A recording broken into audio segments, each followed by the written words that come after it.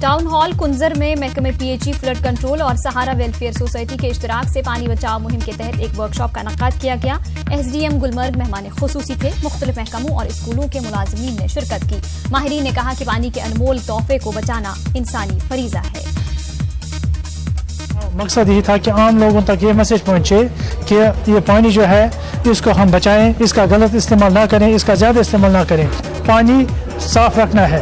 اپنے گھر سے جو کوڑا کرکٹ نکلتا ہے اس کو صحیح جگہ پر رکھنا ہے اور اس کو ندی نالوں میں سڑکوں میں نہیں لگانا ہے. یہ اس پروگرام کا مدعا مقصد ہے. کرگل میں مشکو کے ہائی اسکول میں ڈائٹ کی جانب سے S M D C training کا انعقاد کیا گیا. ایس ایم ڈی سی میں کمیونٹی انوالومنٹ کی اہمیت کو اجاگر کیا گیا. عوام سے اپیل کی گئی کہ وہ تعلیمی نظام کو مزید بہتر بنانے کے لیے اپنا تعاون دے. ایس ایم ڈی سی کے ڈسٹرکٹ کوآرڈینیٹر صدیق علی، ڈی آر جی ڈائٹ سید عبداللہ شاہ، ایم اے بھٹو اور سابق اے ڈی سی برکت علی لون موجود رہے.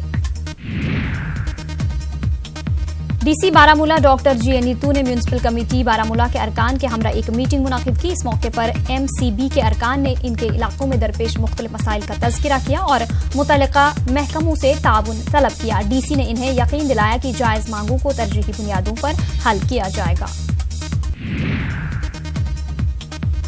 پونچھ میں ڈی سی راہل یادو نے ایک میٹنگ منعقد کی. درابا چندک ٹرانسمیشن لائن پروجیکٹ کے لیے حصول اراضی کے ضمن میں یہ میٹنگ منعقد کی گئی. اراضی کی قیمتوں کا تعین کیا گیا. ڈی سی نے کہا کہ اس اہم پروجیکٹ کے کام میں تیزی لانے کے لیے دیگر اراضی مالکان سے بھی بات چیت کی جائے گی.